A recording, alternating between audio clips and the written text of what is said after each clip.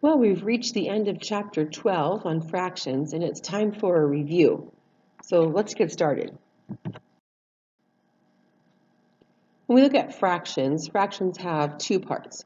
You have the numerator, the top number, and the denominator, the bottom number. We might say 2/5 of the packages are wrapped. So the total number of packages is 5, but 2 of the packages have been wrapped. So we say that 2/5 of them have been wrapped. Remember to keep in mind the bottom number tells us the total number. The top number tells us how many parts are special.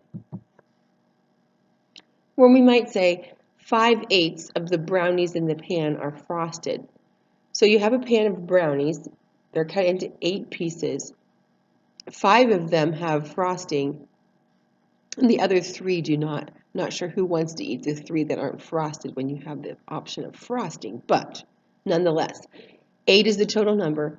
5 is the number of special pieces. Sometimes we have special fractions that we call mixed numbers. A mixed number is a whole number combined with a fraction. So in this case, 2 3/8 pies are left implies that there were at least 3 pies, maybe more pies to begin with, and some of the pies have been eaten. And so we say 2 3/8 of them are left. 2 whole pies and 3 pieces of a third pie are left. The 8 tells us that the pies have been cut into 8 pieces each. So 2 3/8, a mixed number.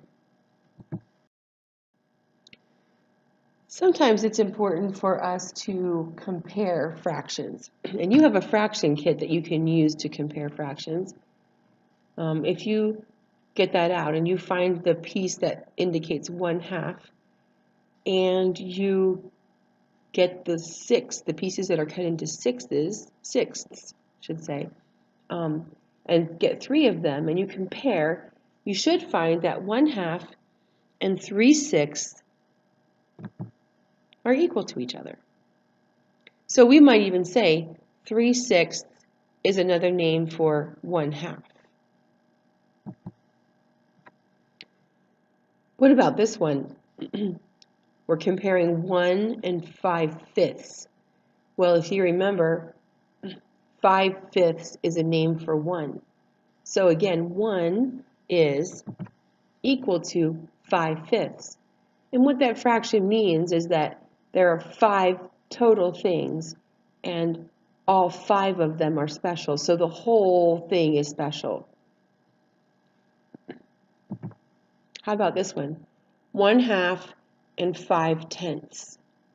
Well, you can tell that a number is equivalent to 1/2 by looking at the terms of the fraction. In the second fraction, 5/10, the terms are 5 and 10.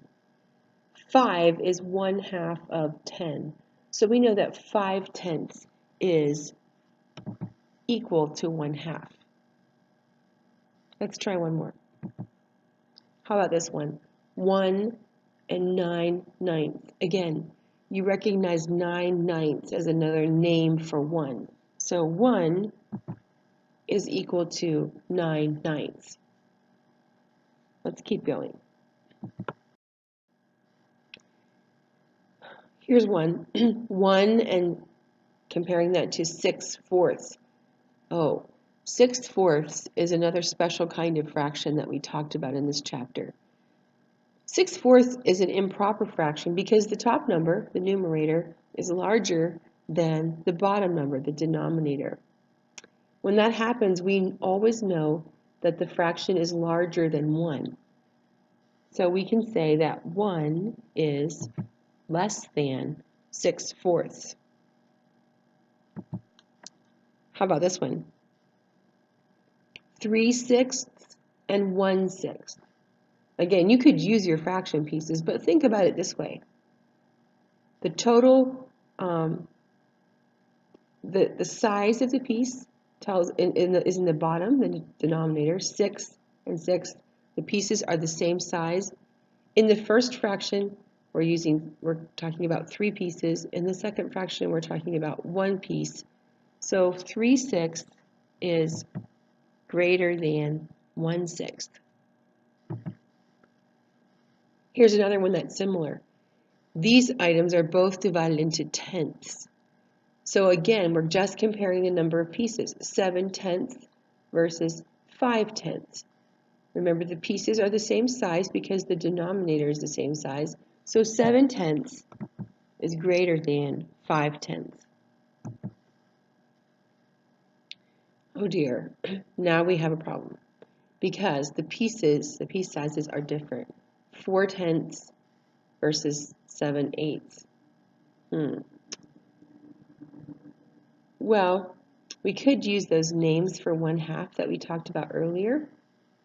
So if we're talking about tenths, and we know that 10/10 is 1, if we wanted to talk about a fraction that's equivalent to 1/2, we would say 5/10.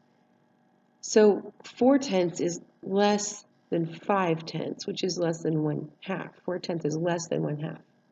Think about that. Hold that in your brain, and let's look at 7/8.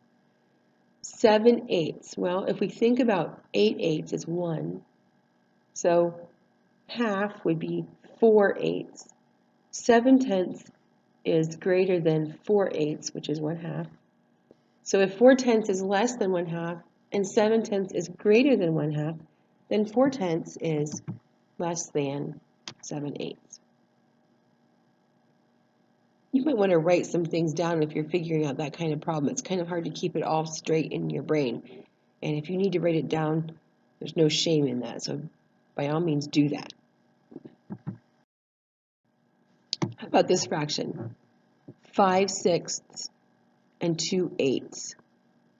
Again, we can use our names for 1/2 to figure this out. So if you have a fraction that has a 6 in the denominator, and you want to come up with a name for 1/2, you would get 3/6. So 5/6 is greater than 1/2. How about 2/8? Well, if you think about a fraction that has an 8 in the denominator that's equal to 1/2, that would be 4/8. And 2/8 is less than 1/2. So if 5/8 is more than 1/2 and 2/8 is less than 1/2, then 5/6 is greater than 2/8. How about this one? 5/6 and 1. Well, 5/6 is a regular fraction, and regular fractions are always less than 1. So 5/6 is less than 1. Oh, what if we have mixed numbers? Well, there are some rules that we use to compare mixed numbers. And the first thing that we have to look at is the whole number. So in this comparison, we have 1 and 4/6 and 2 and 3/6. So if we compare the whole numbers, 1 and 2, right away, without even looking at the fractions, we can tell that 2 and 3/6 is the larger one. So we can say 1 and 4/6 is less than 2 and 3/6. Here's another one with mixed numbers. 3 and 4/7, 3 and 2/7. If we look at the whole numbers, we find they're the same. So now we do need to look at the fractions. Well, the denominator of both of these fractions is a 7. So just like we did with fractions, we compare the number of pieces that are special. So we have 4 pieces that are special compared to 2 pieces that are special. So in this case, 3 and 4/7 is greater than 3 and 2/7. Let's try another one. 1 and 1/2, 1 and 1/4. Well, let's look at that. Again, the whole numbers are the same, so that doesn't help us. We have to look at the fraction. And we have to figure out whether 1/2 is greater than 1/4 or less than 1/4. Well, if you think about our names for 1/2, 1/2 is the same as 2/4. So we could say 1 2/4, and we're comparing that with 1 1/4, and we realize that 1 1/2 is greater than 1 1/4. Let's try one more. 4 5/8, 4 7/8. Again, where do we start? If you said with the whole numbers, you were right. We have a 4 and we have a 4. So that doesn't help us. Let's move on to the fraction. Both of these fractions have an 8 in the denominator, which means all the pieces are the same size, which means we can compare the number of special pieces in the numerator. 5 pieces versus 7 pieces. And since 5 is less than 7, then 4 5/8 is less than 4 7/8. Now let's use our names for 1/2 to help us put these fractions in order from least to greatest. Well, you see that one of the fractions is 1/2. And so let's look at the other two fractions to see if they're greater than or less than 1/2. When we're talking about fourths, we know that 2/4 is a name for 1/2. It's equivalent to 1/2. So 1/4 would be less than 1/2. 7/10, however, when we're looking at tenths, 5/10 would be the equivalent to 1/2. So 7/10 would be greater than 1/2. So if we're putting these in order, 1/4 would be the smallest, and then 1/2, and then 7/10. Okay, we better try that again. Again, we have 1/2. So we're going to compare the other two fractions to an equivalent name for 1/2. When we think about equivalent names for 1/2 and we have something that's divided into 6 pieces, we realize that 3/6 is the equivalent to 1/2. This is 2/6, so it would be less than 1/2. When we're looking at 12, something divided into 12 pieces, we recognize that 6/12 is a name for 1/2. 7/12 is more than 1/2. So if we were to put these in order, 1/2 would be right in the middle, and 1/2 would be, then 2/6 would be less than 1/2, and 7/12 would be greater than 1/2.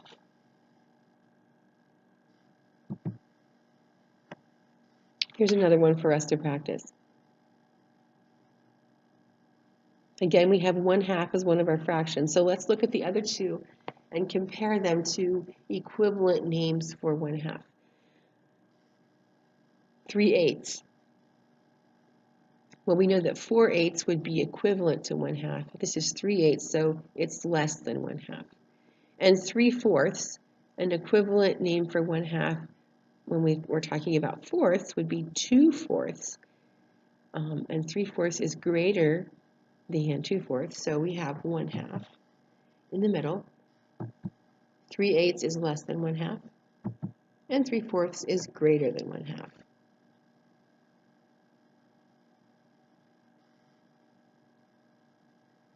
Okay, let's keep going. We want to talk about adding and subtracting fractions. One thing that we need to make sure to check before we start is to see whether we are adding or subtracting. In this case, we're subtracting. It's really easy to forget to look at your signs, especially if they mix up addition and subtraction problems on the same page. You're going to want to watch for that. Always when we're subtracting or adding fractions, we subtract the fraction part first. In this case, we have 6/7 minus 3/7, and we can, because the pieces are the same size, 7ths, we can just subtract the number of special pieces in the numerator. So 6 minus 3 is 3. We subtract 6/7 minus 3/7, we get 3/7. And now we can subtract the whole numbers. 5 minus 3 is 2. So our answer, 2 3/7. Do you see why knowing your basic math facts is so important when working with fractions? Some people struggle with fractions. One reason is because they haven't really memorized their basic math facts. So I hope that you're practicing, continuing to practice your math facts. Let's look at another problem. 3/10 plus 2/5. Well, there's something that we have to do before we can even add these fractions together. And notice that we are adding this time. Because the denominators are different, we've got to put the fractions into like terms before we can add them together. They have to be put into the same number of pieces, equivalent fractions with the same number of pieces. And when we look at that, we recognize that we're going to use the identity principle for multiplication. Because if you multiply a number by 1, that's the identity principle, you always get the other number. And so we're looking at this 10 and this 5, and we see, if I multiply 5 times 2, that would give me 10, and that would be the same number of pieces then as the top fraction. But I can't just multiply the bottom by 2 and not do anything to the top. I have to multiply by a name for 1. So if I multiply by 2/2, then I'm not changing the value of 2/5. I'm simply putting it into higher terms. So let's do that. If I multiply 2 times 2, I get 4. 5 times 2 is 10. So 4/10 is equivalent to 2/5. Now I can bring over the 3/10, and it will be easy for us to add them together. 3/10 plus 4/10 is equal to 7/10. Okay? Let's try one more. 3/4 minus 4/12. Notice that we are subtracting, so let's do that. But we can't right away because we see that our fractions are in unlike terms. So I see a 4 and a 12, and I know if I multiply 4 times 3, that will give me 12, which would give us like terms, but I have to multiply by a name for 1, so the name for 1 I need to use is 3/3. If I multiply 3/4 times 3/3, I get 9/12. 3 times 3 is 9, 4 times 3 is 12. Now I can bring over the 4/12, and we can subtract. 9/12 minus 4/12 is equal to, what did you get? 5/12? If you got 5/12, you were correct. Okay, so we've come to the end of this chapter. You're getting ready to take a test, and I hope that this review was helpful. Go ahead and work out the problems on your pages. If you're having trouble with any of them, give me a call, and we'll work through it before you take your test. All right, have a good day.